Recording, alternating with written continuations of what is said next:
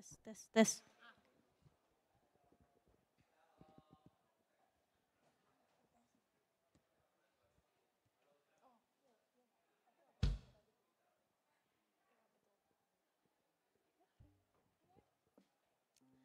Halo teman-teman semua, selamat hari Minggu. Aku mau ajak kita semua buat sama-sama persiapin diri kita buat beribadah. Teman-teman yang masih duduk di belakang, yuk maju ke depan yuk.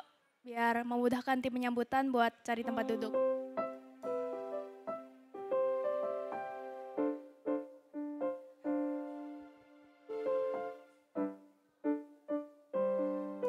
Oke, aku juga mau kasih waktu buat teman-teman yang mau ke toilet, boleh ke toilet dulu biar nanti nggak ganggu fokus kita waktu ibadah, jadi nggak bolak-balik. Dan boleh silent HP-nya dulu ya teman-teman, biar nanti notifnya nggak ganggu waktu ibadah. Kita akan memulai ibadah pada minggu hari ini dengan mendudukkan hati kita dan datang kepada Tuhan dalam keheningan.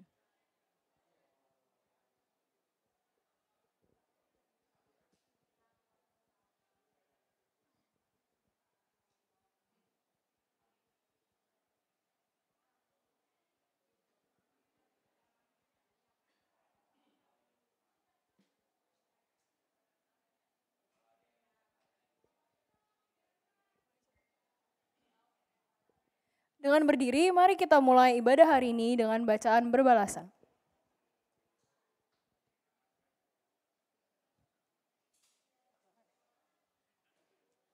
Apabila aku berseru, jawablah aku ya Allah yang membenarkan aku. Di dalam kesesakan, Engkau memberi kelegaan kepadaku. Kasihanilah aku dan dengarkanlah doaku. Hai orang-orang besar, berapa lama lagi kemuliaanku dinodai? Berapa lama lagi kamu mencintai yang sia-sia dan mencari kebohongan? Ketahuilah, Tuhan telah memilih baginya orang yang dikasihinya. Tuhan mendengarkan apabila aku berseru kepadanya. Banyak orang berkata, siapa yang akan memperlihatkan yang baik kepada kita? Tetapi Engkau Tuhan, Engkau telah memberi sukacita dalam hatiku, melebihi sukacita karena kelimpahan gandum dan anggur. Dengan tentram aku mau membaringkan diri dan segera tidur. Sebab sesungguhnya tak berkesudahan kasih setia Tuhan, tak habis-habisnya rahmat-Nya, selalu baru setiap pagi, besar setia Tuhan.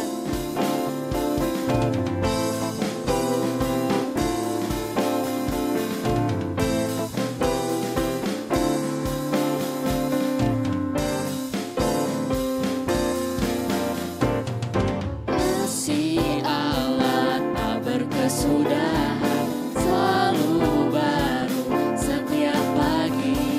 Rahmat-Nya pun tak pernah berakhir seumur hidup.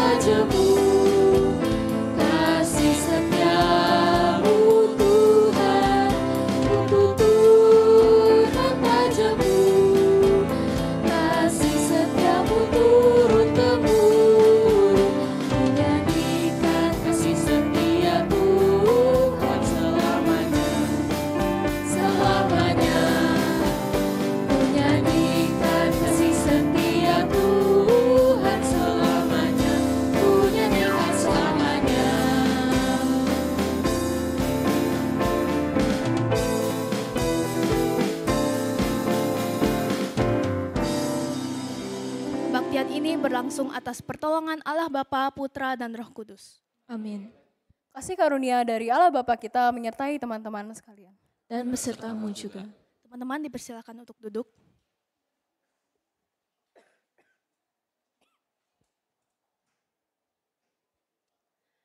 Teman-teman, dalam seminggu kebelakangan ini bisa jadi ada hari di mana kita merasa capek, lelah, putus asa, atau kecewa dengan diri sendiri atau dengan keadaan. Ada banyak ekspektasi kita yang membuat kita bertanya-tanya, apa maksud Tuhan di dalam hidup kita? Kadang rencana kita gagal. Kadang apa yang kita inginkan tidak terjadi. Kita jadi bingung, ada di manakah Tuhan? Adakah penyertaannya di dalam hidup kita? Tapi teman-teman, kalau kita lihat kembali, kebaikan Tuhan nyatanya begitu banyak di kehidupan kita. Mulai dari hal-hal kecil sampai hal-hal besar. Sesederhana matahari yang bersinar di pagi ini, itu juga merupakan wujud dari kebaikan Tuhan bagi kita. Teman-teman, penyertaan Tuhan juga merupakan salah satu kebaikannya. Dan kita tahu bahwa Tuhan adalah gembala kita. Dia adalah seorang gembala yang baik, yang mungkin memang sebagai domba-dombanya kita merasa sulit untuk paham apa yang sedang dia kerjakan untuk kita. Kita sulit untuk paham apa yang diarahkan sang gembala untuk kita. Tapi kita mau yakin dan percaya bahwa rencananya bagi kita pastilah yang terbaik. Ia akan membimbing kita ke air yang tenang dan jiwa kita akan selalu disegarkan olehnya.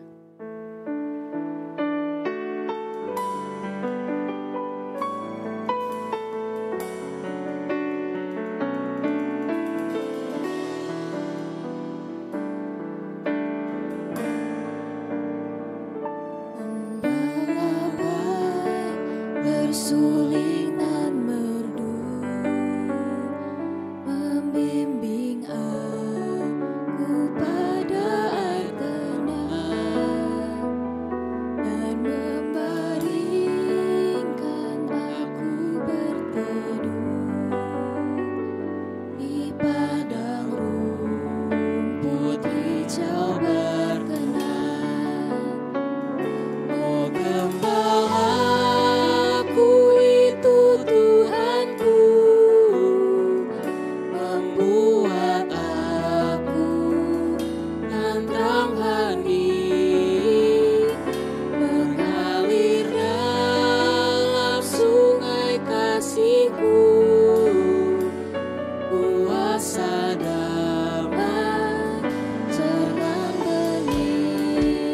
pada setiap domba-dombanya yang haus dan lesu, dia memberikan air yang segar bagi kita.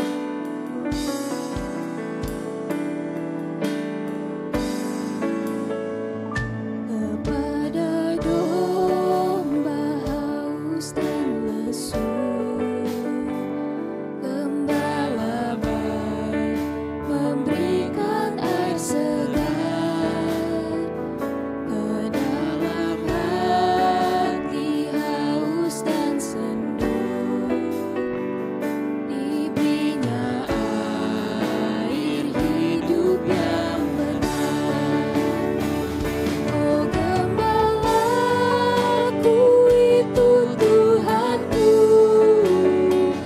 membuat aku tentram hening, mengalir dalam sungai kasih-Ku, kuasa damai terang bening. Teman-teman, 6 hari sudah kita lewati di minggu ini. Dan tibalah kita di hari Minggu untuk datang ke hadirat Tuhan. Kita coba ingat kembali, adakah dalam seminggu ini kita melakukan 1 atau 2 hal yang sekiranya membuat hati Tuhan itu sedih. Mungkin kita melukai hati orang lain dengan perkataan kita secara sengaja ataupun tidak sengaja. Mungkin juga kadang kita berbohong, entah dengan alasan apapun. Dan kita melakukan dosa-dosa lain yang juga mengecewakan hati Tuhan. Walaupun kita sudah melakukan dosa, tetapi Tuhan pasti akan selalu menolong kita. Mari kita mengakui dosa-dosa kita. Kita minta pertolongan Tuhan. Kita katakan, "Aku mendengar suara-Mu Tuhan. Ampunilah dosa-dosaku."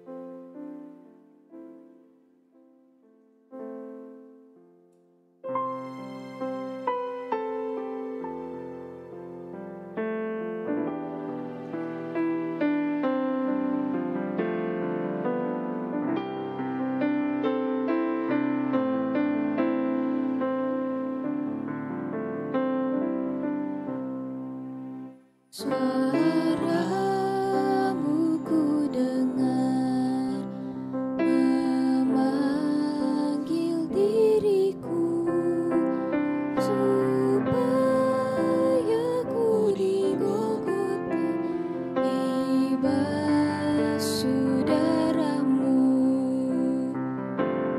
Aku datanglah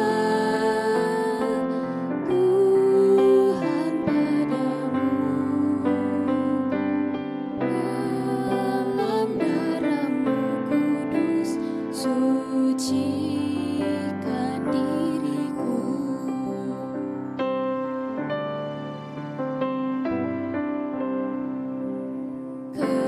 Kendati ku lemah, tenaga Kau beri. Kau hapus air dosaku, hidupku pun bersih. Aku datanglah Tuhan padamu, dalam darah-Mu kudus sucikan diriku. Mari bersama-sama kita nyanyikan baitnya yang ketiga. Panggil diriku supaya ku kenal iman harapan yang teguh dan kasih-Mu kekal. Aku datanglah Tuhan padamu, dalam darah-Mu kudus sucikan diriku. Mari kita berdoa. Tuhan Allah Bapa kami yang bertahta di dalam kerajaan sorga, inilah kami, anak-anak-Mu yang masih jauh dari sempurna. Tuhan, terkadang kami melakukan hal-hal yang mungkin mengecewakan Engkau. Kami berbohong, berdusta, dan mendukakan hati Engkau. Tuhan, ampunilah kami. Ajar kami untuk terus belajar menjadi pribadi yang mau mendengar, menaati, dan menghidupi firman-Mu. Sebab dengan firman Tuhan sajalah kami berpegang. Di dalam nama Tuhan Yesus kami berdoa. Amin. Mari berdiri. Bagi kita semua yang telah mengakui dosa dan pelanggaran kita, dengarkanlah. Tuhan berfirman dalam Efesus 4 ayat 32.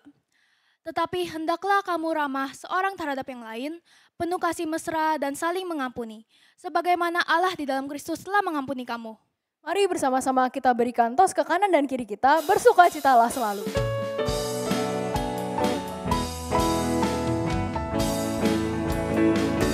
Bersukacitalah selalu, tunjukkan wajah gembira-Mu. Lihat teman di kanan kiri dan di sekitar-Mu, berikan salam damai, karena kasih karunia serta pengampunannya diberi. Hiduplah dalam damai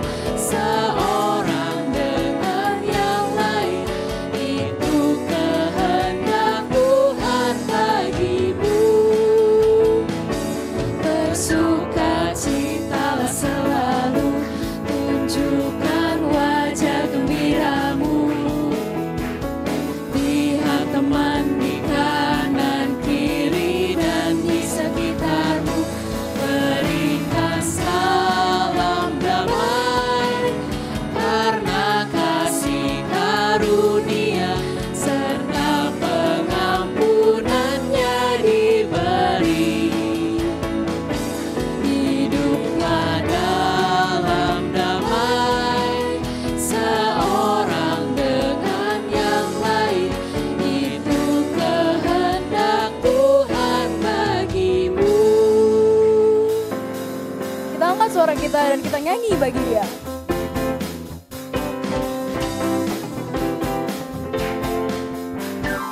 Angkatlah suaramu, puji dan serukan nama Yesus. Tanggalkan bebanmu, tak perlu khawatir, sebab Dia sanggup. Gerakkan kakimu, menarilah dan bertepuk tangan, bersukacitalah, tak perlu khawatir, sebab Dia sanggup. Sekarang nyanyikan kebesarannya, Dia kuat dan penuh kuasa. Bersorak-sorai karena kasih-Nya, tak datang melawat kita. Nyanyi bagi Dia. Sekarang nyanyikan kebesarannya, Dia kuat dan penuh kuasa. Bersorak-sorai karena kasih-Nya, tak datang melawat kita. Nyanyi bagi Dia.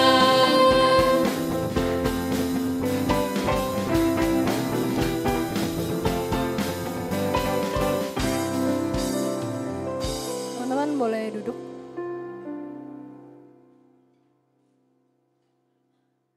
Oke, sebelum mulai dengerin firman, aku mau tanya dulu nih. Bibi, kamu tahu nggak white lies itu apa? Karena kan ini tema ibadah kita minggu ini. Tahu dong, white lies itu kan kayak berbohong demi kebaikan kan? Contohnya gimana? Misalnya nih, orang tua kita ngebolehin kita ke gereja, tapi kita mau banget buat beribadah atau enggak buat pelayanan. Jadi kita bohong gitu, bilangnya mau ke mall padahal ke gereja.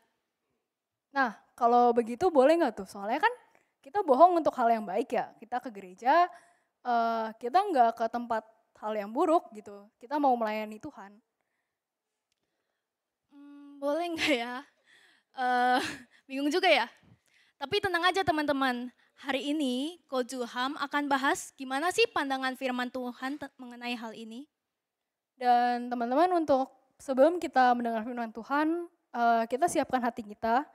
Dan lagu Grace Alone mengingatkan kita bahwa di setiap jalan hidup kita, Tuhan ada bersama dengan kita. Melalui segala firman dan perkataannya. Dan teman-teman, dengan firman Tuhan saja kita bisa melewati hal-hal sulit. Dan karena itu aku mau kita sama-sama nyanyikan lagu ini.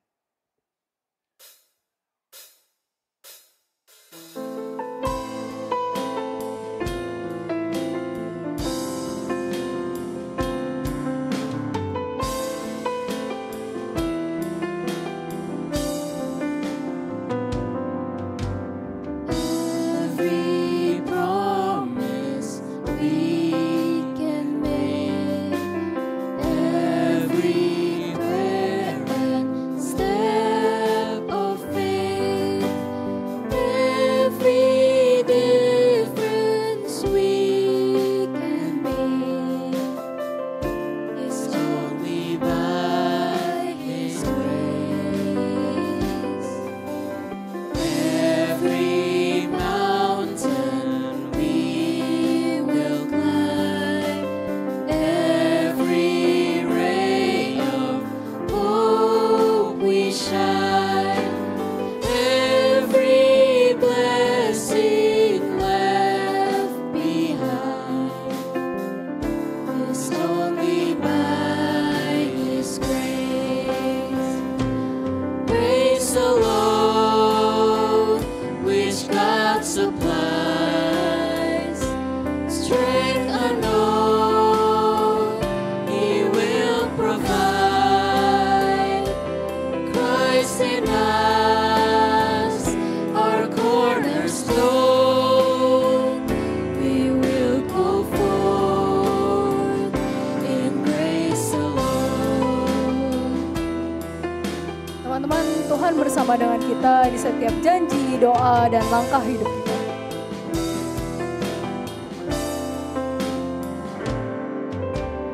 Di setiap janji-Ku,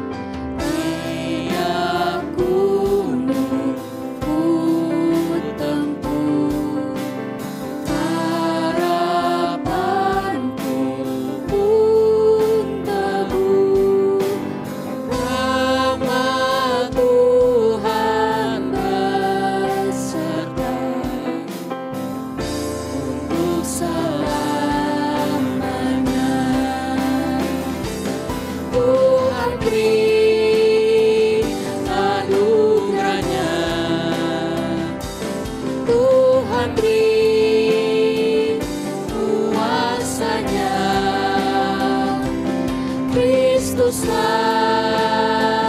di dalamku,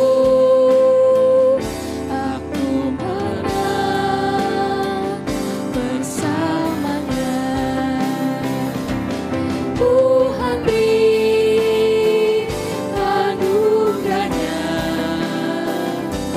Tuhan beri kuasanya. Kristuslah di dalamku, aku menang bersamanya.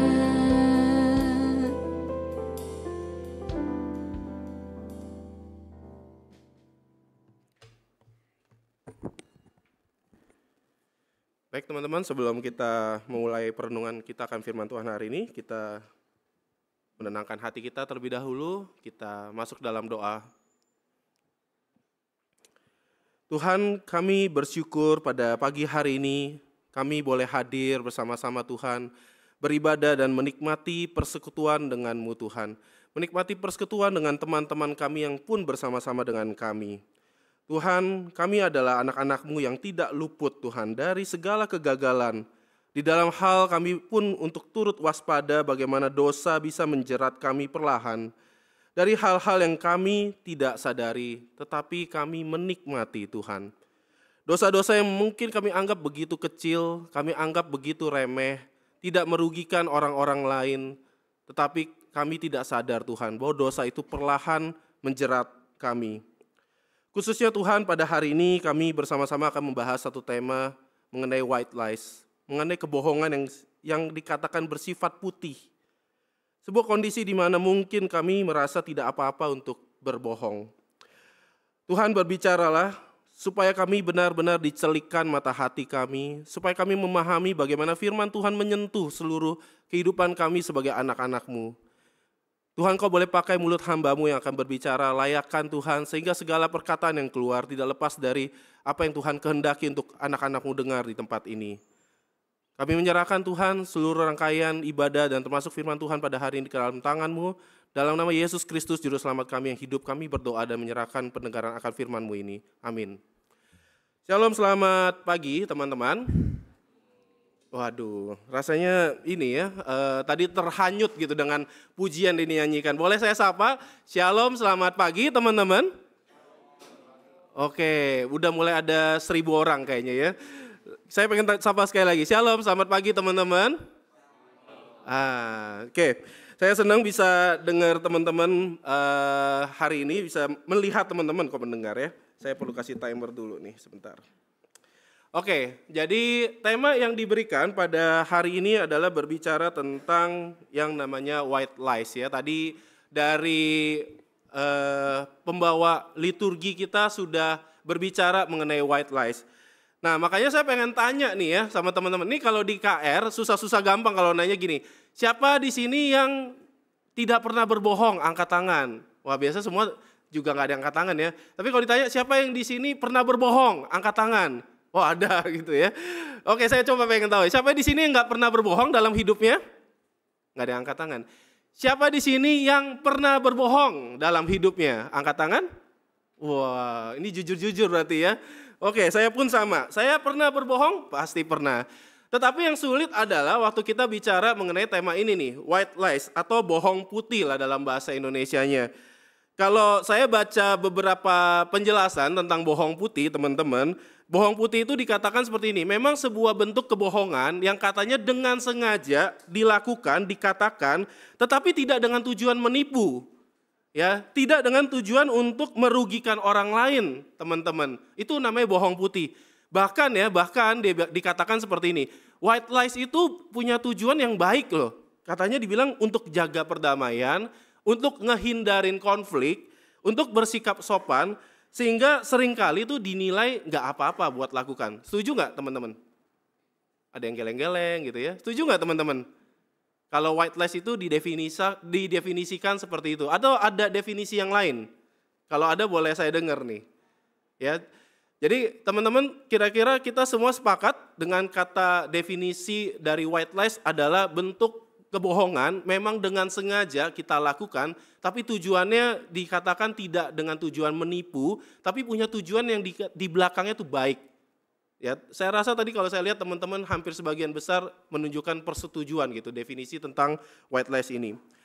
Contohnya aja ya, contohnya. Tadi saya lupa ya ditanya apa enggak nih. Waktu ibadah kita mulai, mungkin ditanya nih, apa kabar teman-teman? Biasanya kalau dijawab apa?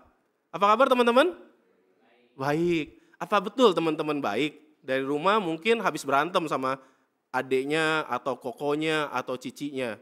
Tapi ya udahlah ditanya biar cepet aja lah, bilang aja baik. Bahkan kalau yang lebih super lagi dia bilang, apa kabar? Super, luar biasa, yes. Padahal sebelum datang baru nangis begitu ya. Atau kalau ditanya nih yang paling gampang, misalnya ditanya lah ya waktu pulang dari ibadah KR gitu, ditanya sama mungkin sama Om Thomson gitu, kamu udah makan belum? Ya, terus kita jawab belum Om. Mungkin kadang nggak enak kalau jawab udah nanti malah ditakdir makan begitu ya. Itu white lies tuh teman-teman ya. Ya, tapi habis ini nanti jangan gara-gara itu, saya belum makan, tolong dong takdir saya makan ya, jangan gitu, kurang ajar namanya kita.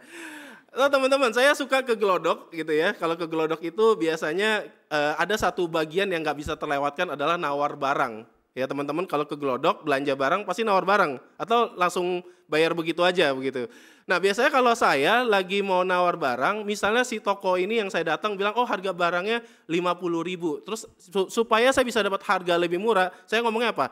Tuh toko sebelah harganya cuma 20.000, saya bilang begitu ya. Padahal saya belum pernah ke toko sebelah itu, nanya pun enggak begitu teman-teman. Itu pun white lies. Ya itu sebuah kebohongan putih begitu. Enggak melukai sih, enggak merugikan, katanya seperti itu ya. Dan white lies itu sampai yang kira-kira itu kelihatannya rohani ada loh teman-teman. Tadi udah dikasih contoh ya, ke gereja dilarang orang tua. Aku pergi ke mall mah, tapi perginya ke gereja. Rohani enggak? Rohani loh. Bagus gak tuh? Kalau beda ya kalau gini, dibilang ke gereja tapi kalian ke mall, ya kita akan bilang itu salah. Ya kita udah bohongnya dibilang bohong yang gak benar begitu. Tapi ini kebohongannya rohani loh teman-teman. Mau ke gereja, papa mama kita mungkin belum percaya, terus kita bilang begitu ya, Pak Ma aku mau ke mall nih sama si A begitu, seharian, padahal kita ke gereja, latihan, pelayanan, bagus gak? Nggak ada yang jawab, bagus gak teman-teman? Ragu-ragu jadinya karena temanya white lies, harusnya nggak ada kata-kata white lies dulu gitu ya. Bagus nggak teman-teman? Nah kalau begini jadi nggak ada yang jawab, saya jadi takut sendiri gitu ya. Oke, kemudian atau begini ya, kita diajak ke dalam pembinaan. Wah, misalnya kita masuk nih ke kelas pembinaan atau kelas-kelas training. Sebenarnya kita nggak pengen sih, cuman ya karena kita merasa ribet lah nanti mesti jelasin ini itu, saya iyain aja deh. Ada nggak yang kayak begitu pengalamannya? Ya. Ada yang ngangguk-ngangguk kecil, wah mungkin korban nih kayaknya. Atau ya gini nih, ini saya penasaran gitu ya, habis kebaktian, saya suka kadang-kadang di pintu tuh salam-salamin gitu. Nah karena hari ini saya habis khotbah, terus saya salamin, saya tanya gitu. Misalnya saya tanya ke siapa ya, ke Carlos gitu ya. Carlos gimana khotbah saya tadi, ada pendapat nggak? Kemungkinan Carlos akan ngomong apa kok Carlos? Bagus kok. Padahal mungkin dalam hati, kok sebaiknya lu 10 menit aja deh kok khotbahnya, aduh gue udah gak tahan begitu ya. Tapi karena saya nanya dan langsung di muka dia, kan gak enak ya dia bilang ya kayak gitu. Bagus kok, keren begitu ya, mantep kok sering-sering aja begitu ya. Karena dia gak enak kalau ngomong yang sebenarnya. Rohani gak? Rohani, dia gak mau nyakitin hati saya. Thank you kok Carlos begitu ya, udah thank you duluan. Tapi teman-teman itu ada loh kebohongan-kebohongan putih yang sifatnya itu bisa serohani itu. Dan memang kalau saya baca-baca di banyak artikel, ada banyak alasan seseorang itu melakukan yang namanya white lies, begitu. Nah misalnya, nggak jalan ya, oh belum on, sorry. Nah ini dia, apakah sudah berjalan? Oke. Jadi ada alasan-alasan kenapa seseorang itu melakukan white lies, misal dari basa-basi, begitu ya. Nah tadi tuh misalnya kalau ditanya udah makan atau belum gitu, karena kita basa-basi bersikap sopan, oh sudah om, sudah kok, sudah Ci. Nah itu cara kita memang bohong untuk basa-basi. Atau yang kedua memang supaya nggak terlihat buruk di depan orang-orang lain. Contoh, lagi masuk di dalam satu ruangan, ada 5-10 orang begitu ya, tiba-tiba kecium bau busuk, ada yang kentut. Padahal kita nih yang kentut, terus teman kita ada yang nanya, woi siapa yang kentut, bau banget nih. Kemungkinan semua akan jawab, bukan gua, jarang sekali ada yang ngaku kecuali itu teman-teman baik. Apalagi kalau di KR begini ya, ada yang kentut, baunya busuk begitu ya. Terus ada yang ngomong, ini siapa yang kentut? Misalnya saya nanya, ini siapa yang kentut? Bau banget begitu ya. Kemungkinan kita nggak akan ngaku tuh. Kenapa? Karena kita menghindari supaya nggak terlihat buruk di depan orang lain. Nah itu contohnya. Atau memang kita punya kepentingan yang kita perlu bela atau kita perlu pertahankan. Contohnya apa? Kita masuk sekolah telat. Kenapa? Karena bangun paginya telat nih. Ya, bangun paginya masuk sekolah jam 7, kita bangun paginya jam 6.55. Jarak ke sekolah padahal butuh 30 menit begitu kan. Kemudian apa yang terjadi? Ketika sampai sekolah nggak mungkin kan gurunya biarinin aja. Biasanya kan nanya, kenapa kamu bisa telat? Ini udah setengah jam, kamu kira ini rumahnya kamu begitu kan. Kemudian kita ngomong dengan muka yang memelas, ampun Pak, Bu, ini saya udah benar-benar berusaha dengan cepat, macet di jalan, banjir, ya ada dinosaurus lewat Pak Bu, gitu, tolong maafin saya begitu ya, saya baru sekali ini telat begitu. Ada kepentingan, kita nggak pengen dihukum. Nah itu salah satu alasan kenapa seseorang melakukan yang namanya white lies. Yang terakhir adalah menghindari konflik. Wah ini juga sebenarnya satu kebohongan putih yang saya rasa kayaknya baik begitu ya. Kelihatannya baik. Misalnya kita ditanya gitu ya soal diajak teman makan. Yuk kita makan misalnya kemana? Ke makanan sushi teh gitu. Kita nggak suka sushi padahal. Tapi karena kita nggak enak, ini teman kita, apalagi kalau yang ajak Om Thompson gitu ya. Aduh nggak enak rasanya, kok Edi yang ngajakin lagi yang traktir. Waduh kalau nanti saya bilang enggak, nanti dia nggak traktir saya makan bakmi lagi begitu ya. Terus kita jawab, oh iya boleh deh kok, oke deh Om, saya mau ikut makan begitu ya. Padahal dalam hati kita nggak bisa makan sushi misalnya, kita udah enak duluan cium bau sushi. Nah itu juga sebenarnya salah satu kita menghindari konflik. Kita merasa nggak enak nih kalau sampai kita kasih tahu kita lagi ngerasa nggak setuju begitu. Jadi alasan-alasan seperti inilah yang membuat saya lagi mikir ya waktu nyusun renungan ini. Sebenarnya white lies itu nggak buruk-buruk amat karena nggak melukai orang lain. Betul nggak teman-teman? Ya kalau kita mau ngomong dengan jujur, dan ini pun saya dapetin ya waktu merenungkan bagian ini, ya nggak buruk-buruk banget melakukan white lies. Makanya saya tadi waktu beberapa hari gitu ya, beberapa minggu ini merenungin ini, saya mau protes sama Cigre, sama Konikolas gitu ya. Kenapa tema ini harus dibahas? Orang nggak salah kok begitu. Jadi kenapa ini begitu serius teman-teman? Kalau ditanya kenapa sampai harus dibahas? Why so serious? Kenapa harus dibahas? Sebagai orang percaya, sebagai anak-anak muda yang katanya kita udah percaya Tuhan, apa sudut pandang Alkitab tentang white lies ini, teman-teman? Ada nggak yang dikatakan di Alkitab? Menariknya, kalau saya baca beberapa artikel waktu saya mendalami tentang white lies ini, katanya memang Alkitab itu boleh kok melakukan white lies. Katanya ya, Alkitab boleh kok melakukan white lies. Kita bisa buka bersama dari Keluaran 1 ayat 15 sampai 21, teman-teman. Kita bisa buka, ini adalah kisah tentang Sifra dan Pua. Saya boleh minta satu orang teman kita membacakan, nanti boleh diminta Jesselyn kasih mic-nya. Ada yang bersedia angkat tangan untuk membacakan buat kita semua? Atau saya tunjuk aja? Ini kalau tunjuk, ada tuh di belakang, boleh tolong berikan mic-nya. Boleh angkat tangan supaya Jesselyn lihat? Sebentar ya, boleh sambil berdiri membacakan dari Keluaran 1 ayat 15 sampai 21.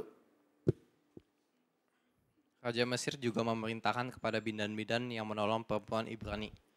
Seorang bernama Sifra dan lain bernama Pua, katanya. Apabila kamu menolong perempuan Ibrani pada waktu bersalin, kamu harus memperhatikan waktu anak itu lahir. Jika anak laki-laki, kamu harus membunuhnya, tetapi jika anak perempuan, bolehlah ia hidup.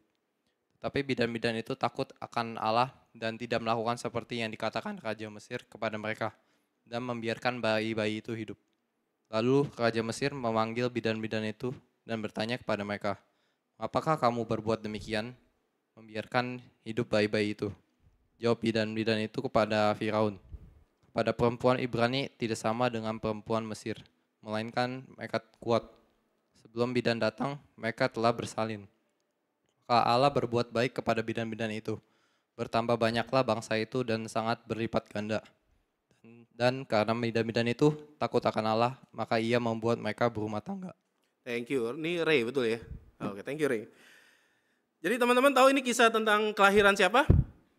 Musa ya. Ini kisah tentang kelahiran sebelum Musa ada begitu ya. Jadi ini adalah satu kisah di mana setelah Yusuf gitu ya dengan keluarganya begitu, mereka sudah jadi bangsa yang besar. Ini sudah beberapa keturunan. Jadi bangsa Israel di Mesir itu sudah menjadi bangsa yang begitu besar sehingga si Raja Firaun ini yang sudah lebih jauh lagi keturunannya mulai merasa takut melihat bangsa Israel yang begitu besar. Sangat wajar karena bangsa Mesir itu sendiri akan khawatir kalau nanti Israel itu akan menyerang dan mengambil wilayah kekuasaan mereka, termasuk Raja Firaun. Jadi Raja Firaun ini mulai gerah nih ngelihat bangsa Israel yang kelihatannya udah jadi bangsa yang besar, mereka udah sangat mengolah tanahnya dengan baik, punya banyak hal dan mulai berpikir bagaimana mencegah supaya bangsa Israel itu tidak mengambil alih kekuasaan orang-orang Mesir, tidak menyerang mereka. Maka muncullah satu ide, dia berniat untuk membunuh setiap bayi bangsa Israel yang lahir kalau itu bayi laki-laki. Maka dia mulai menyuruh bidan-bidan saat itu yang biasa membantu para perempuan termasuk perempuan Israel melahirkan, ketika tahu kalau yang dilahirkan itu bayi laki-laki segera bunuh. Ya, kemudian ada dua bidan namanya Sifra dan Pua yang tadi kita baca. Sifra dan Pua ini punya rasa takut akan Tuhan sehingga ketika mereka sampai ketika habis membantu perempuan-perempuan Israel melahirkan, mereka tidak membunuh waktu yang dilahirkan itu bayi laki-laki, teman-teman. Nah kemudian tentu ya Raja Firaun marah kan, tahu gitu ya, kenapa kamu nggak bunuh bayi laki-laki orang Israel ini, kenapa dibiarkan begitu saja. Maka Sifra dan Pua melakukan satu kebohongan, berkata bahwa kami waktu sampai ternyata perempuan Israel itu lebih kuat dari perempuan-perempuan Mesir. Mereka bisa brojol lahir sendiri begitu bahasanya ya. Kami gak usah bantu, udah lahir duluan begitu. Jadi kami gak mungkin bunuh karena udah lahir duluan. Dan karena Raja Firaun mendengar hal itu dia jadi makin marah. Sehingga kali ini dia gak peduli mau bayi laki-lakinya itu, bayi laki-laki bangsa Israel itu udah baru lahir atau udah besar, segera dibunuh. Dan akhirnya kita tadi baca memang seluruh bayi laki-laki Israel terancam dan dikejar untuk dibunuh. Dan ada satu lagi bentuk white lies yang kita bisa baca di Yosua 2 ayat pertama sampai yang ke-7. Bisa teman-teman membuka Yosua 2 ayat pertama sampai ke-7. Mungkin saya bisa dengar teman yang perempuan, ada yang bersedia membacakan dari Yosua 2 ayat pertama hingga yang ke-7. Ini kisah tentang yang namanya Rahab. Boleh angkat tangan?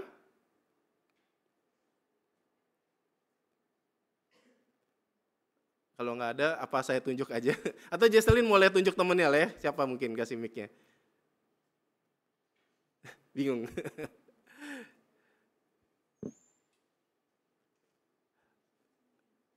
Meisha. Meisha baru ulang tahun ya? Iya. Oke, hadiah ulang tahun buat Meisha, bacain Yosua 2 ayat pertama hingga yang ke-7, silakan. Yosua 2 ayat 1 sampai 7. Yosua bin Nun dengan diam-diam melepas dari Sitim 2 orang pengintai. Katanya, pergilah, amatilah negeri itu dan kota Yeriko. Maka pergilah mereka dan sampailah mereka ke rumah seorang perempuan sundal yang bernama Rahab. Lalu tidur di situ. Kemudian diberitahukanlah kepada Raja Yeriko.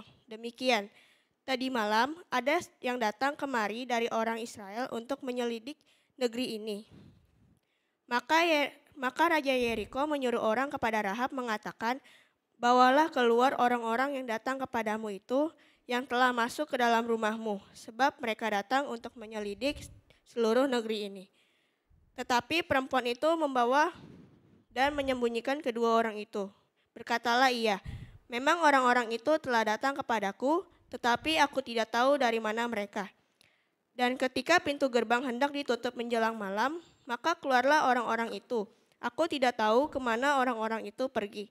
Segeralah kejar mereka, tentulah kamu dapat menyusul mereka.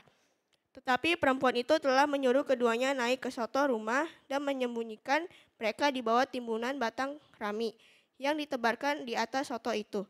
Maka pergilah orang-orang itu mengejar mereka ke arah sungai Yordan, ke tempat-tempat penyeberangan, dan ditutuplah pintu gerbang. Segera sesudah pengejar itu keluar. Oke, thank you Meisha. Ini adalah satu kisah yang lain di mana saat udah Yosua yang menjadi pemimpin, kemudian bangsa Israel ceritanya ingin menyerang kota Yeriko. Memang Tuhan yang suruh. Di dalam perjalanannya ketika akan menyerang kota Yeriko, Yosua tentu walaupun tahu Tuhan yang akan mendukung, dia perlu menyusun strategi, siasat, maka dia perlu tahu dulu nih, kota Yeriko dalamnya sekuat apa. Sehingga tidak banyak kerugian yang akan diderita bangsa Israel waktu nyerang kota Yeriko. Maka dia mengirimkan 2 pengintai masuk ke kota Yeriko. Dan waktu pengintai ini masuk ke dalam kota Yeriko, tentu ya yang namanya Raja Yeriko udah waspada. Dia sebagai raja juga nggak bodoh begitu. Dia tempatin banyak penjaga, banyak mata-mata juga. Tujuannya supaya mencari tahu kalau sampai ada mata-mata yang masuk. Dan benar, ternyata ketahuan.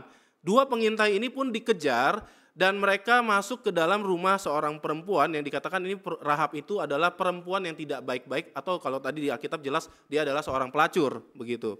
Dan Rahab ini karena dia melihat 2 pengintai ini, dia memilih untuk menyembunyikan si pengintai-pengintai ini.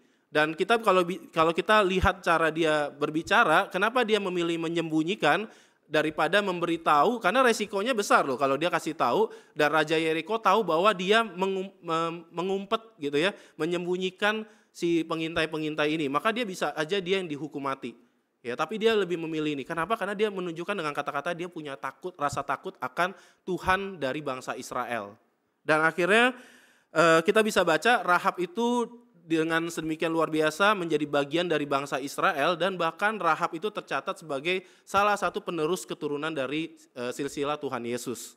Ya, jadi Rahab itu dari yang perempuan di luar bangsa Israel, bahkan dia perempuan tidak baik-baik, tapi karena imannya, maka Rahab pun sekarang tercatat gitu ya di dalam kitab Matius, dia adalah penerus silsilah dari keturunan Tuhan Yesus.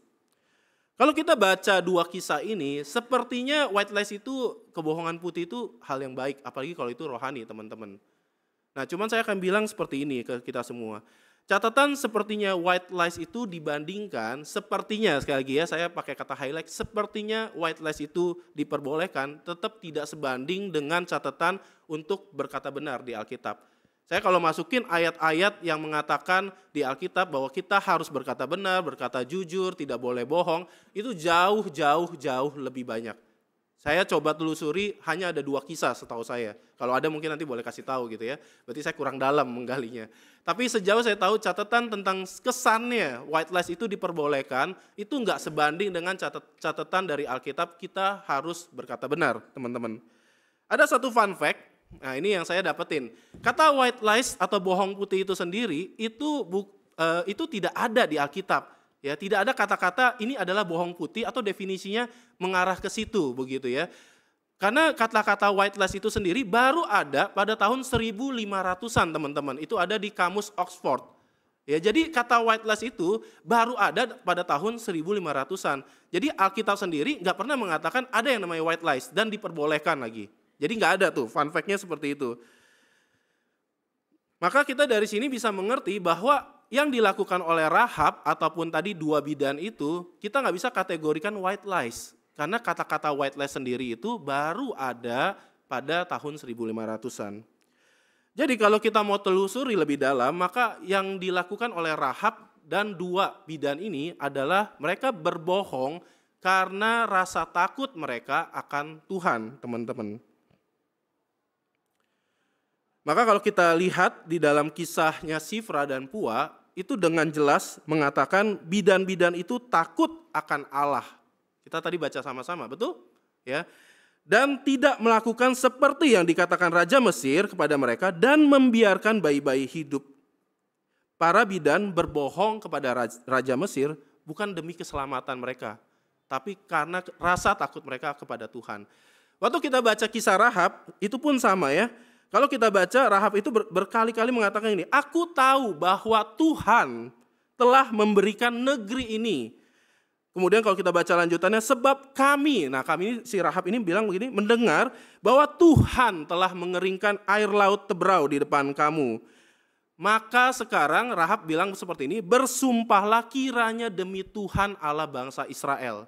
Jelas dia punya rasa takut akan Tuhan Allah bangsa Israel, dan dia memilih menyembunyikan 2 pengintai ini. Bukan karena dia memilih untuk sekedar nyawanya.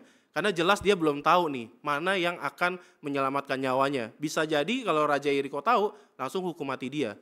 Tapi dia memilih, oke, saya lebih percaya pada Tuhan Allah bangsa Israel. Dengan bukti-bukti yang ada, saya lebih memilih menyembunyikan dua pengintai ini. Jadi jelas teman-teman, kalau kita bicara seperti ini, maka kata white lies itu tidak ada di dalam Alkitab kita. Itu ada karena kita mengikuti yang tahun 1500-an munculkan. Kata white lies itu. Dan Alkitab bahkan mengingatkan kepada kita untuk menjaga perkataan kita untuk tidak berdusta dalam apapun bentuknya. Alkitab bahkan Yesus menghubungkan sifat dari dusta itu sebagai sifat dari iblis. Kita tahu iblis dikatakan oleh Tuhan Yesus sebagai bapak segala dusta. Betul ya? Kok nggak yakin ya? Iblis dikatakan sebagai bapak segala dusta, teman-teman. Dan tahu dari mana? Kita bisa baca di Yohanes 8 ayat 44. Saya akan bacakan bagi teman-teman. Iblislah yang menjadi bapamu dan kamu ingin melakukan keinginan-keinginan bapamu. Ia adalah pembunuh manusia sejak semula dan tidak hidup dalam kebenaran. Sebab di dalam dia tidak ada kebenaran. Apabila ia berkata dusta, ia berkata atas kehendaknya sendiri. Sebab ia adalah pendusta dan bapa segala dusta.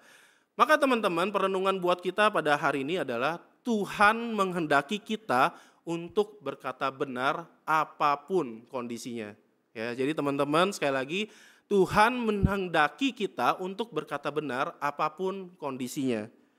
Bahkan kalau kita bisa baca di dalam Amsal 6 ayat 16 sampai 19, saya akan bacakan buat kita. 6 perkara ini yang dibenci Tuhan, bahkan 7 perkara yang menjadi kekejian bagi hatinya. Mata sombong, lidah dusta, tangan yang menumpahkan darah orang yang tidak bersalah, hati yang membuat rencana-rencana yang jahat, kaki yang segera lari menuju kejahatan, seorang saksi dusta yang menyembur-nyemburkan kebohongan dan yang menimbulkan pertengkaran saudara. Kebohongan disandingkan sama saja seperti kita membunuh orang yang tidak bersalah. Jadi serius melihat ini. Tuhan melihat serius kata-kata kebohongan. Apapun bentuknya teman-teman. Ya, jadi disandingkan sifat kebohongan itu dengan sama aja kita sudah membunuh orang yang tidak bersalah. Saya ingat di dalam minggu-minggu lalu kita sempat bahas kisah Ananias dan Safira. Betul ya teman-teman, masih ingat Ananias dan Safira? Kita tahu Ananias dan Safira dihukum oleh Tuhan mati karena apa? Karena berbohong. Kepada siapa? Pada Roh Kudus tentang persembahan yang mereka akan berikan. Jadi Tuhan memandang serius teman-teman ya.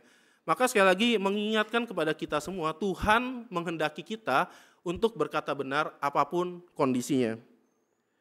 Cuman teman-teman, saya waktu coba telusuri lebih jauh ya. Kita perlu memahami kita yang masih remaja, masih anak-anak muda begitu ya.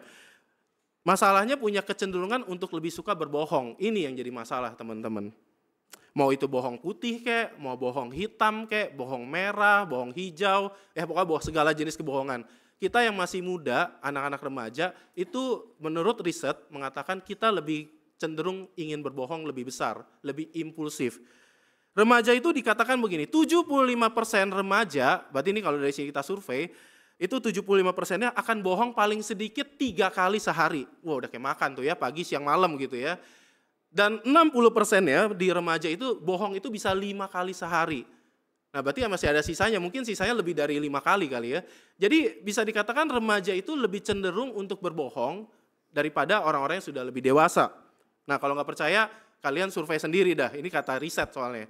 Dan memang kenapa remaja itu lebih gampang berbohong, karena kalau kita masih remaja, kita otak emosi itu lebih jadi dulu teman-teman. Otak emosi itu berhubungan dengan perasaan takut, perasaan tidak aman, perasaan sedih, perasaan marah. Daripada otak yang di depan jidat kita nih, yang hewan nggak punya, namanya prefrontal cortex.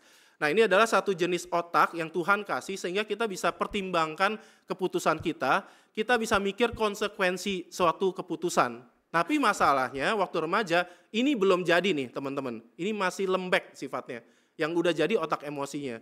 Makanya remaja itu lebih mudah berbohong karena kalau dia udah mulai takut begitu ya, nanti akan dimarahin atau diomelin begitu. Maka yang dia lakukan adalah bohong lebih dulu. Jadi Ini kesulitan waktu kita bilang perlu belajar berkata benar apapun kondisinya. Masalah kalau kita masih remaja ini jauh lebih sulit. Nah itu teman-teman. Tidak heran anak-anak muda atau remaja itu punya pola tertentu untuk berbohong. Misalnya untuk menghindari ya. Misalnya kita lagi malas diajak ngomong gitu ya. Teman kita ngobrolnya terlalu panjang. Aduh sorry gue mau ke WC padahal enggak begitu. Tapi untuk distraksi menghindari pembicaraan. Atau yang kedua memang ada yang namanya omission, ya kita kasih informasi cuma setengah atau tidak lengkap. Misalnya kita bilang hari ini Pak aku akan kerja kelompok ya di rumah teman. Padahal sebagian waktu kita untuk main game sebenarnya. Ada nggak yang kayak gitu kerja kelompoknya? Ya ada yang ketawa-ketawa, ada yang senyum-senyum, ya berarti benar nih. Jadi kita kasih informasi nggak lengkap, gitu tujuannya itu. Atau memang ada tujuan tertentu, misalnya kita buat cerita atau informasi berbeda. Ya kita misalnya kita nggak datang ke gereja minggu lalu, terus ditanya nih gitu sama Cici Koko atau teman kita di KR gitu, kenapa nih nggak datang ke gereja? Terus kita bilang gitu ya, karena nggak enak kita bilang, oh iya aku bantu mama dagang di rumah begitu. Bener sih dagang mamahnya di rumah gitu, cuman sebenarnya nggak sampai perlu dia yang bantu juga, karyawannya udah banyak begitu. Ya paling dia mungkin bantu cuma nganterin es teh tawar begitu ya, terus balik lagi ke kamar, tapi karena lagi males aja ke gereja. Jadi kita kasih informasi yang berbeda untuk tujuan tertentu, itu pola tertentu, anak muda kenapa berbohong. Dan ada tujuan-tujuan lainnya yang membuat remaja itu lebih mudah berbohong, adalah memang untuk menghindari masalah, menghindari perasaan malu, gitu. Melindungi teman untuk menutupi perasaan terlihat keren dan tidak terganggu privasinya. Jadi teman-teman ya, ini yang bikin anak muda itu sulit berkata jujur, karena begitu banyak alasan membuat kita lebih susah berkata jujur daripada berkata yang sebenarnya, ya lebih susah begitu. Nah seperti yang tadi saya katakan, kita punya beberapa tujuan tuh biasanya untuk berbohong. Mulai dari tadi ya menghindari masalah. Kita lagi sebel sama teman kita, tapi daripada kita bilang sebel nanti jadi berantem, apa yang kita bilang? Kita nice, senyum, oke gitu ya, diajak main kita oke. Padahal di dalam hati kita udah gondok ya. Kalau cowok mungkin, ini orang kayaknya pengen gue pukul mukanya begitu ya, gue udah sebel banget begitu. Ada yang kedua menghindari perasaan malu ya, salah dress code ke pesta 17 tahun temennya begitu. Terus kita salah dress code padahal kita yang lupa begitu ya. Kita ngomong, aduh ini gara-gara koko gue atau cici gue gitu ya pakai dress code gue makanya salah dress code. Atau yang ketiga memang melindungi teman, misalnya teman kita lagi diomelin karena seharian nggak pulang-pulang begitu. Terus papanya telepon ke kita, bener nggak ini katanya pergi sama kamu. Padahal dia nggak pergi sama kita, dia pergi sama pacarnya diem-diem. Karena kita pengen lindungin dia karena dia teman baik kita tahu papanya kalau marah itu lebih daripada monster misalnya begitu ya. Wah kasihan begitu dianya. Maka kita melakukan cara untuk melindungi itu. Atau memang untuk menutupi perasaan, untuk terlihat keren ya, kita heboh cerita kalau presentasi kelompok kita sukses karena kita yang paling bisa jawab pertanyaan, padahal kita sebenarnya nggak kerjain banyak hal. Atau supaya nggak terganggu privasinya, misalnya kita berbohong itu supaya misalnya papa mama nggak ganggu kita bilang, Mama aku lagi belajar studi online nih pakai headset, padahal kita lagi nggak mau diganggu aja. Jadi oke lah kalau saya akan bilang kalau ini dosa gitu ya, oke lah kok ini dosa. Ini kan tapi cuma bohong yang kecil-kecil, kan nggak nipu, saya nggak bohongin uang orang, saya nggak melukai orang kok. Terus nyusahin orang lain juga enggak, kenapa harus serius sih kok soal ini? Maka teman-teman ya, yang kedua, hati-hati. Yang namanya dosa itu nggak pernah dimulai dari hal yang besar, tapi selalu dari kebiasaan-kebiasaan kecil. Ada satu cerita tentang orang Eskimo teman-teman. Orang Eskimo itu biasanya mereka suka memburu serigala buat jadi daging makanan mereka. Maka cara mereka untuk membunuh serigala itu punya cara yang unik. Mereka akan cari pisau yang paling tajam, begitu ya, benar-benar tajam. Mereka akan celupin dulu ke darah hewan, dicelupin dulu terus dibikin beku, celupin lagi dibikin beku, ya terus celupin lagi dibuat beku. Karena Eskimo kan tinggalnya di kutub gitu ya, tempat yang memang dingin. Sampai benar-benar si pisau itu tertutupi oleh es yang isinya darah hewan. Kemudian Eskimo itu akan taruh ya si pisau yang udah diliputi es itu di satu tempat yang kira-kira serigala akan nyamperin. Apa yang terjadi? Serigala itu nanti datang nih, set gitu ya. Kemudian dia mulai jilat karena isinya kan darah hewan. Jilat tanpa dia sadari lidahnya mulai tergores oleh pisau yang ada di es itu. Karena mungkin karena beku lidahnya juga jadinya kebas begitu ya. Sampai akhirnya dia mati karena kehabisan darah, lidahnya sudah terpotong.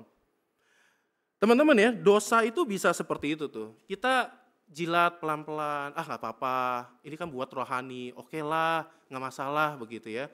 Tapi sampai kita kehabisan kepekaan itu. Lama-lama dosa itu jadi hal yang biasa. Makanya ada satu filsuf Yunani namanya Aristoteles mengatakan begini, pikiran melahirkan tindakan, tindakan menghasilkan kebiasaan, kebiasaan membuahkan karakter, dan karakter menciptakan nasib. Dan saya rasa Tuhan Yesus mengajarkan ini lebih besar kepada kita, mengingatkan ya bahwa barang siapa setia dalam perkara-perkara kecil, ia setia juga dalam perkara-perkara besar. Dan barang siapa tidak benar dalam perkara-perkara kecil, ia tidak benar juga dalam perkara-perkara besar. Pikiran tidak apa-apa akan bohong kecil, itu akan menjadi tindakan bohong yang terbiasa, teman-teman. Tindakan bohong yang terbiasa, lama-lama kita akan merasa it's okay untuk bohong. Dan akhirnya kita akan punya karakter nasib seorang pembohong. Dan dunia akan selalu mengemas dosa menjadi terlihat baik-baik. Ya, dunia nggak pernah kemas dosa ini salah. Dunia akan bilang ini oke. Jilat pelan-pelan, jilat pelan-pelan. Sampai kita nggak sadar, kita udah hilang kepekaan itu, teman-teman. Salah satunya white lies ini. Maka bagian terakhir buat kita semua, apa yang bisa kita lakukan setelah dengar dan tahu betapa seriusnya white lies ini, teman-teman. Saya rasa Kolose 3 ayat 9, tentu kalau ditanya banyak sekali, tapi saya ambil dari Kolose 3 ayat 9, jangan lagi kamu saling mendustai karena kamu telah menanggalkan manusia lama dan serta kelakuannya. Kemudian Kolose 3 ayat 23, apapun juga yang kamu perbuat, perbuatlah dengan segenap hatimu seperti untuk Tuhan dan bukan untuk manusia. Teman-teman, kita pulang mikirin ini dulu begitu ya.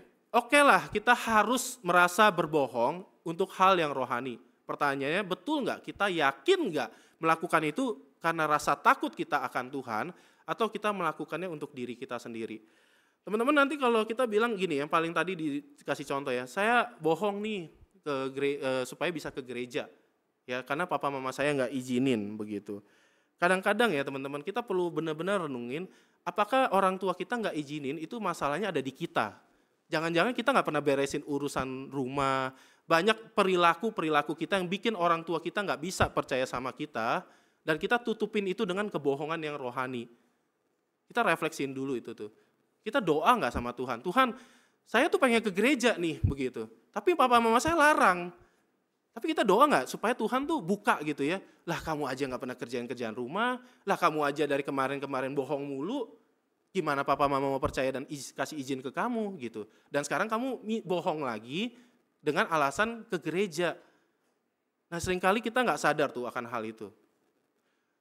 Tapi mungkin dari kita akhirnya dia bilang gini, please, aku tuh udah lakukan, cuci baju udah, bantu beresin rumah udah, saya nggak pernah bohong, saya jujur, maka saya akan bilang, yes kalau kamu udah bergumul dengan itu di hadapan Tuhan, karena yang tahu itu bukan saya pastinya, bukan teman-teman di komisi remaja, bukan pembimbing atau pembina. Kalau kalian sudah bergumul tentang hal itu, mungkin kita adalah si Rahab atau bidan-bidan ini, yang Tuhan izinkan berbohong karena rasa takut kita akan Tuhan. Tapi pertanyaannya benar-benar nggak kita gumulin ini, teman-teman. Dan yang kedua adalah be truthful, ya di Matius 5 ayat 37 mengatakan seperti ini. Daripada kita white lies, kita menjadi be truthful, jika iya, katakan iya, jika tidak, hendaklah kita katakan tidak. Apa yang lebih daripada itu asalnya dari si jahat. Maka belajar teman-teman kita untuk lakukan yang terbaik, untuk mengatakan yang sebenarnya dan menghindari ketidakjujuran, teman-teman. Bahkan meskipun kita sulit untuk berkata jujur, kita akan merasa lebih baik tentang diri sendiri jika mengatakan yang sebenarnya. Mungkin teman-teman ya, dari hal yang simpel, kita ditawarin makanan gitu ya, kita sebenarnya nggak mau, tapi kita bisa belajar sopan dengan jujur. Oh iya, saya sorry banget nih, om kok nggak terlalu suka sama makanannya. Tapi kalau memang mau kasih, saya boleh bawa ke rumah deh, ada yang suka makanannya. Kita belajar jujur tuh. Atau yang mungkin ditawari pelayanan, realitanya mungkin kita dalam hati kita masih nggak yakin, masih nggak pengen. Kita perlu belajar loh ungkapin. Iya sih, Ci, kok sebenarnya saya nggak pengen nih pelayanan ini. Saya waktu ditawarin ini saya masih nggak mau. Ya, tapi dengan jujur kita ngungkapin hal itu supaya apa? Supaya nanti Koko Cici atau yang menawarkan ke kita justru mendoakan dan mencari tahu gimana cara support kalian. Kalau kita cuma iya aja, tapi pelayanan dengan hati yang terpaksa, gitu ya, dengan hati yang karena nggak enak, kita bisa bayangin pelayanan seperti apa yang mau dilakukan ke Tuhan. Maka kalau kita tahu kita dalam kondisi seperti ini, silakan belajar jujur. Dan saya percaya bahwa pengurus di komisi remaja, ya Cici, Koko pembimbing kita atau pembina, malah mau belajar mendoakan kalian, ya mensupport kalian supaya kalian nanti pelan-pelan punya hati yang mau melayani, karena hati yang memang digerakkan oleh Tuhan. Jadi saran saya untuk kita bagaimana membangun kebiasaan jujur, belajar mengakui kesalahan teman-teman. Kalau kita salah, ngomong aku minta maaf, aku salah, aku coba perbaiki. Daripada kita kasih banyak alasan membenarkan kenapa saya gak salah. Menepati janji, tepat waktu, komitmen untuk memperbaikinya. Tidak melebih-lebihkan cerita. Kadang-kadang kita ngomong marah itu suka muter-muter gitu ya ceritanya. Lebih baik kita belajar, aku marah sama kamu dan aku butuh waktu untuk belajar maafin. Daripada kita harus muter, ngambek-ngambek gitu ya, untuk bikin teman kita bingung untuk balas dia. Dan tenangkan diri teman-teman kalau kita sulit untuk jujur. Ya, belajar kalau kita susah untuk ngomong iya atau tidak, tenangin diri, doakan dulu. Dari hal yang sederhana. Jadi sehingga kita tahu bahwa Tuhan tuh ingin kita belajar jujur, itu kita bisa lakukan. Penutup bagi kita, dalam Filipi 2 ayat 12-13, kerjakanlah keselamatanmu dengan takut dan gentar, karena Allah lah yang mengerjakan di dalam kita, baik kemauan maupun pekerjaan menurut kerelaannya. Teman-teman gini ya, waktu saya ngomong ini, kita nggak mungkin hidup jujur 100%. Saya juga bisa gagal, teman-teman. Saya juga nggak berani bilang, oh Koko Julham berarti perfect yang hidupnya nggak pernah bohong begitu. Sorry teman-teman, saya pun bisa gagal. Ya, tidak ada satu manusia pun yang bisa jujur 100%. Tapi kita belajar nginget ini, kita melakukannya karena Tuhan sudah gantiin kegagalan kita dulu nih. Waktu kita jatuh dalam dosa bohong, mau white lies, mau bohong apapun, kita perlu ingat Tuhan udah gantiin dulu tuh dosa kita. Tuhan sudah nanggung dosa kita lebih dulu. Sehingga sekarang apa yang kita lakukan, Tuhan melihat Kristus tuh yang gantiin. Yang tadinya nggak layak, dibikin menjadi layak. Maka sekarang di hari ini adalah hari peringatan akan Pentakosta teman-teman ya. Kita percaya Roh Kudus itu diturunkan dan diberikan kepada kita untuk bekerja sehingga kita dimampukan untuk bisa belajar jujur meskipun dari hal-hal yang kecil.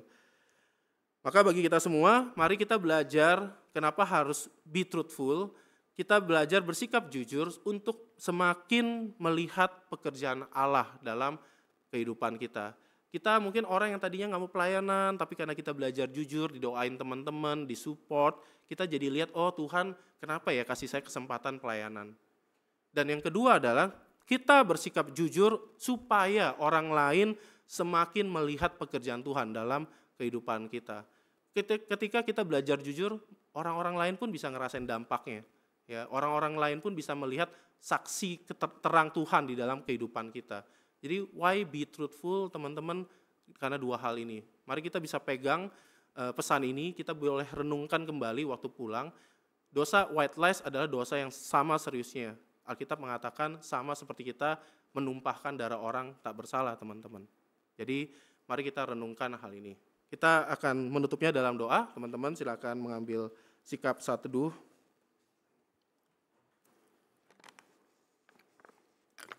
Mari teman-teman, kita boleh merenungkan sejenak. Saya berikan 1 menit untuk kita berpikir apa kebohongan yang kita lakukan dan kita merasa itu tidak apa-apa. Mungkin itu ke orang tua kita, ke guru, ke teman. Kita mungkin melakukan kebohongan itu untuk menyembunyikan kesalahan kita dengan banyak alasan-alasan yang sifatnya rohani. Mari kita renungkan teman-teman sejenak. Kalau kita sadar akan hal itu, hati-hati dosa sedang mengintip.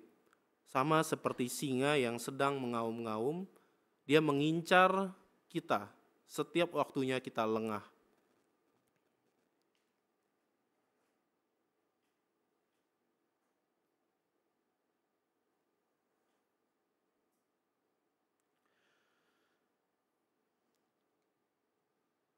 Tuhan, inilah kami, anak-anak-Mu yang telah mendengar apa yang Tuhan kehendaki untuk kami dengar.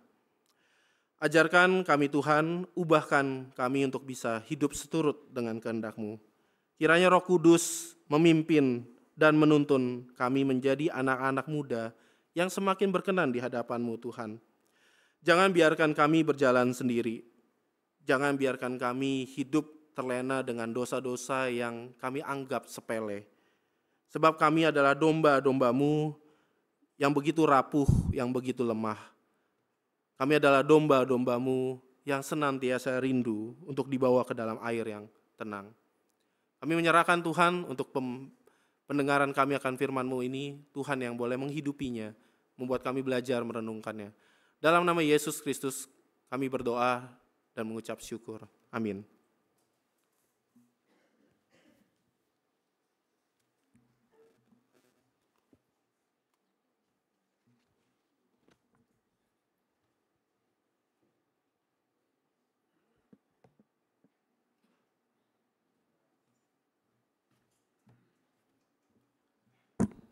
Mari kita sama-sama berdiri. Mari dengan sikap yang tegas dan meresponi firman Tuhan. Mari bersama dengan gereja pada masa lalu, masa kini dan masa yang akan datang, kita ikrarkan pengakuan iman rasuli dengan berkata, Aku percaya kepada Allah, Bapa yang Maha Kuasa, Kaya langit dan bumi, dan kepada Yesus Kristus, anaknya yang tunggal Tuhan kita, yang dikandung dari Roh Kudus, yang darah-darah marah, yang menderita sengsara, bawah pemerintahan Pontius Pilatus, disalibkan, mati dan dikuburkan, turun dalam kerajaan maut, pada hari yang ketiga, bangkit pula antara mati, naik surga, duduk sebelah kanan Allah, Bapa yang Maha Kuasa, dan dari sana yang akan datang untuk menghakimi orang hidup dan mati. Aku percaya pada Roh Kudus, gereja yang kudus, persekutuan orang kudus, pengampunan dosa, bangkit orang mati dan hidup yang kekal. Amin. Silakan duduk. Kita sama-sama doa syafaat.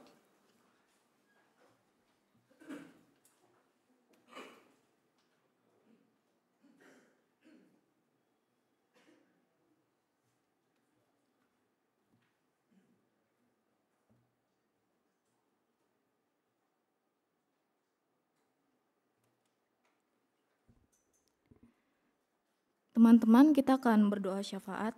Mari kita bersatu dalam doa. Allah Bapa yang bertata di dalam kerajaan surga, terima kasih. Kami mengucap syukur juga karena Engkau telah memimpin ibadah kami dari awal hingga pertengahan. Kami juga bersyukur atas firman yang telah disampaikan, kiranya dapat menjadi rema dan manfaat bagi kehidupan kami. Ada beberapa pokok doa yang akan dinaikkan. Yang pertama, mau berdoa untuk bangsa dan negara. Kiranya setiap pemimpin yang akan memimpin dapat menjadikan bangsa Indonesia sebagai negara yang lebih maju lagi dan lebih baik lagi. Mari kita angkat pokok doa ini.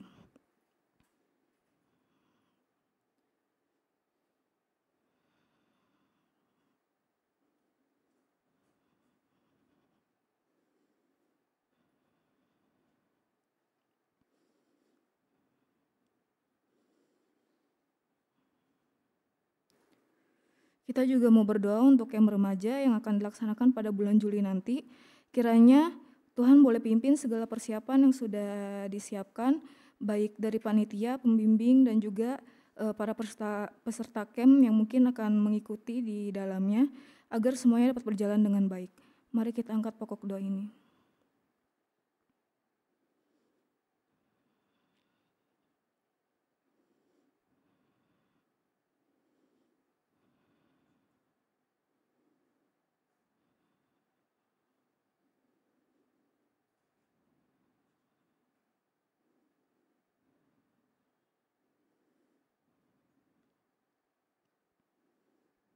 Kami juga mau berdoa untuk teman-teman kami yang mungkin sedang sakit ataupun sedang ada dalam pergumulan.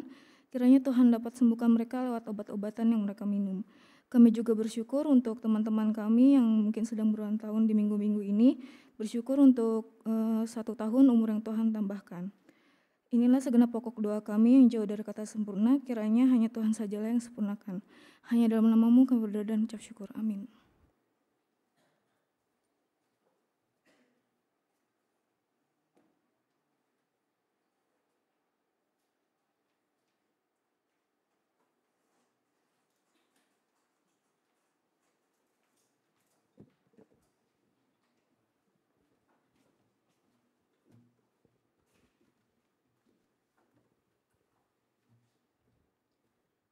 Teman-teman ada yang belum dapat amplop persembahan? Boleh angkat tangan.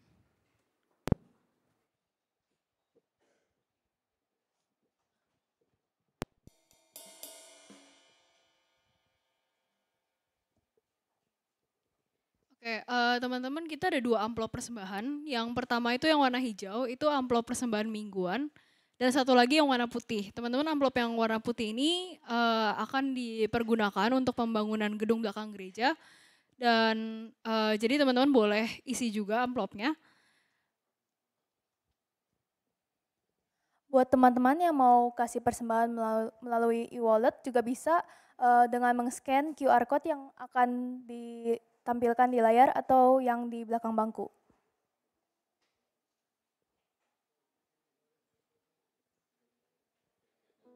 Ayat persembahan kita diambil dari Mazmur 54 ayat 8. Dengan rela hati aku akan mempersembahkan kurban kepadamu, bersyukur sebab namamu, sebab engkau baik ya Tuhan.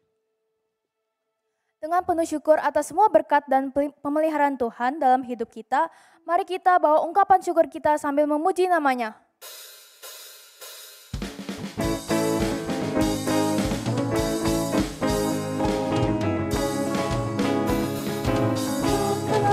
Hatimu pada Tuhan, bunyikan kecapi dan menari.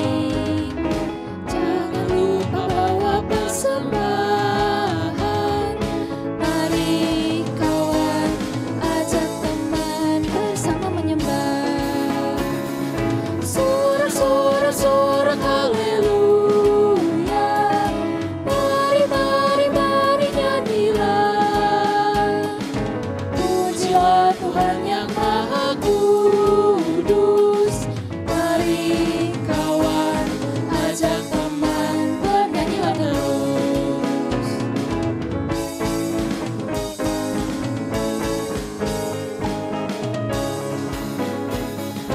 Janganlah mengaku anak Tuhan jika kau mengeraskan hati. Jadilah pelaku firman Tuhan. Mari kawan, ajak teman bersama menyembah. Teman yang sudah memberikan persembahan boleh bangkit berdiri. Sorak-sorak haleluya. Mari, mari, mari nyanyilah. Pujilah Tuhan yang Maha Kudus. Mari kawan, ajak teman, bernyanyilah terus.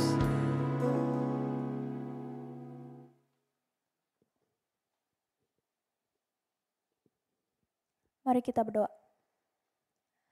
Terima kasih Tuhan atas berkat-Mu sehingga kami dapat melewati setengah dari rangkaian ibadah kami. Tuhan, inilah persembahan terbaik yang kami persembahkan untuk-Mu. Kiranya persembahan ini dapat dipakai untuk memperluas kerajaan-Mu saja ya Tuhan. Terima kasih Tuhan, dalam nama-Mu kami berdoa. Amin.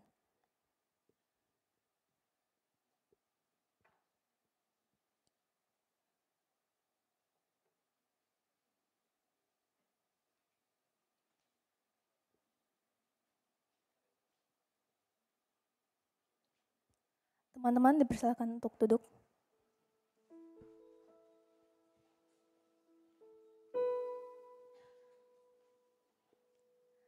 Dari firman hari ini ada beberapa hal yang aku dapatkan, yakni Tuhan menghendaki kita untuk berkata benar apapun kondisinya. Penting juga bagi kita untuk terus merefleksikan apakah yang kita lakukan itu hanya untuk diri kita sendiri atau buat Tuhan.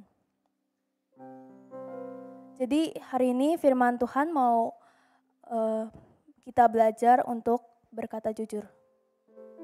Ya teman-teman mungkin gak mudah buat kita untuk ngelakuin apa yang sesuai dengan firman Tuhan, terutama soal berkata benar. Karena di keadaan tertentu mungkin ada dorongan yang cukup kuat untuk kita berbohong atau mengatakan hal yang gak jujur. Tapi lagu tekad kita hari ini judulnya adalah His Love, dan lagu ini banyak menguatkan aku karena terutama liriknya yang bagian with his hands working in my life. I walk through valleys, whom shall I fear? Ini mengingatkan aku dan kita semua bahwa meskipun perjalanan hidup kita nggak mudah, tapi kita pasti bisa melakukan semua itu dan kita bisa menjadi lebih baik, berkembang setiap harinya karena adanya campur tangan Tuhan. Sebab teman-teman, kalau ada Tuhan di hidup kita, kepada siapakah kita harus takut?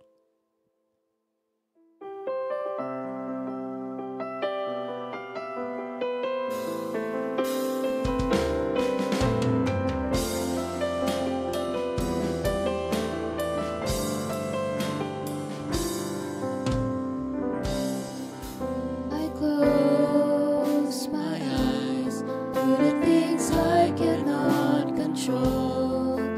I'm letting go. I lift my hands. I hear His voice guiding me through my fears and doubts. He carries me. He lifts me high. He calms the storm to a whisper. He stills the waves with His power. With His hands working in my life, I walk through valleys, whom shall I fear? He heals the brokenhearted. He binds up my wounds and pains. I feel His love, goodness and strength following me close through all my life. Teman-teman, lagu ini mungkin asing buat kita, tapi sama-sama kita nyanyikan lagunya sekali lagi.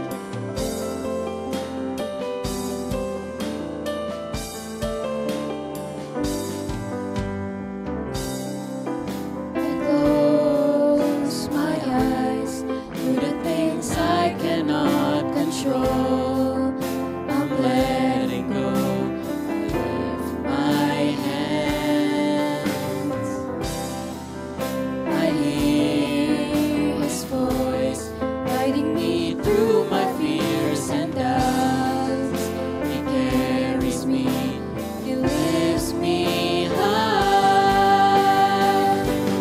He calms the storm to a whisper. He stills the waves with His power. With His hands working in my life, I walk through valleys, whom shall I fear? He heals the brokenhearted. He binds up my wounds and pains. I feel His love, goodness and strength following me close through all my life. By His stripes I am healed. There's no more pain. By His blood I'm made worthy. There's no more shame. By His cross death was conquered. There's no more fear. I worship You. I praise You, Lord, for Your great love. He calms the storm to a whisper. He stills the waves with His power. With His hands working in my life, I walk through valleys, whom shall I fear? He heals the brokenhearted. He binds up my wounds and pains. I feel His love, goodness and strength following me close through all my life.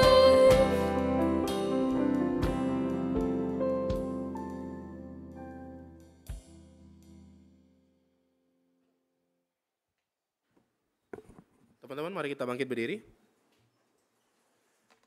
Mari kita pulang dengan membawa berkat dari firman Tuhan yang telah kita dengar. Pulanglah dan membawa sukacita, mengingat sumber kasih dari Allah Bapa, pengampunan melalui Yesus Kristus, tuntunan dan bimbingan dari Roh Kudus, menolong kita ketika kita pulang, kita belajar berkata jujur, kita belajar berkata yang sebenarnya, supaya melalui segala sikap yang kita lakukan ini, Tuhan dinyatakan melalui kehidupan kita orang-orang melihat bagaimana Tuhan bekerja dalam kehidupan kita. Amin.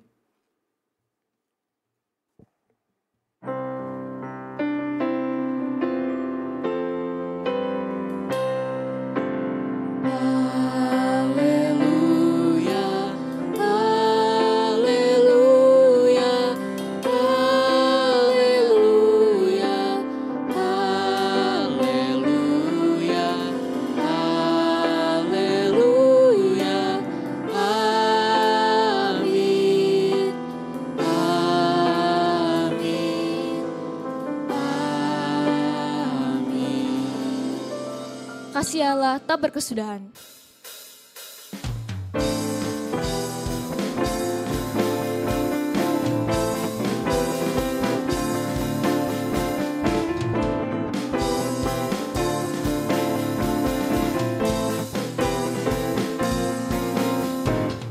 Kasih Allah tak berkesudahan, selalu baru setiap pagi.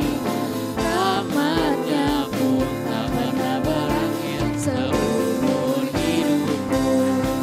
Dengan sukacita ku kan menari, dengan sorak-sorai memuji. Ku naikkan pujian, haleluya, nyanyi bagi Dia Sang Raja, nyanyi bagi Dia Sang Raja. Dengan sukacita ku kan menari, dengan sorak-sorai memuji. Ku naikkan pujian, haleluya, nyanyi bagi Dia Sang Raja, nyanyi bagi Dia Sang Raja selamanya.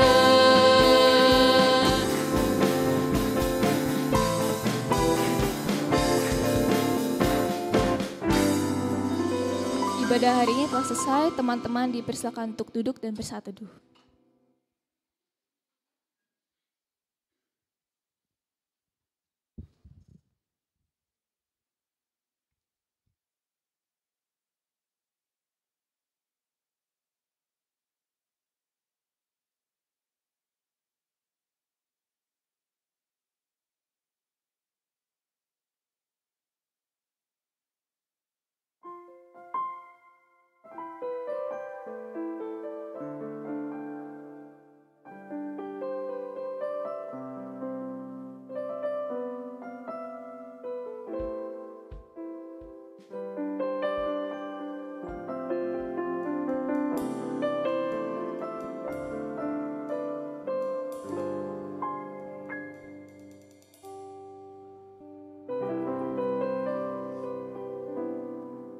Selamat hari Minggu teman-teman.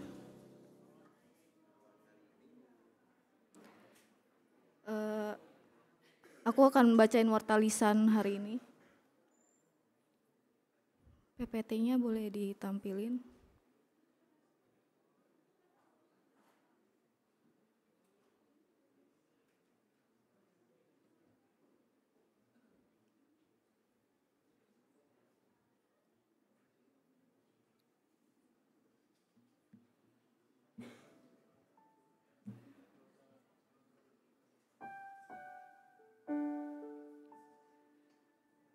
Welcome buat teman-teman yang baru datang di KR Pernias. Boleh di next.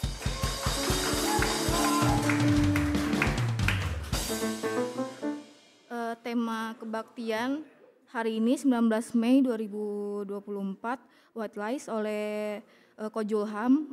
Buat minggu depan Talking Wesley oleh Penatua Gilbert.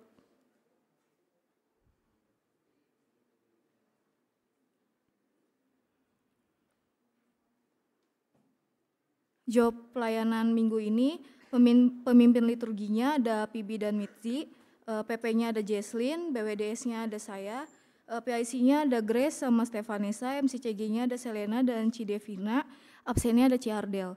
Untuk minggu depan, pemimpin liturginya ada Jennifer dan Cidevina, PP-nya ada Hana, BWDS-nya ada Grace, PIC-nya ada Wilson dan Kofrans, MCCG-nya ada Ilona dan Cinesa, absennya ada Ciwidia.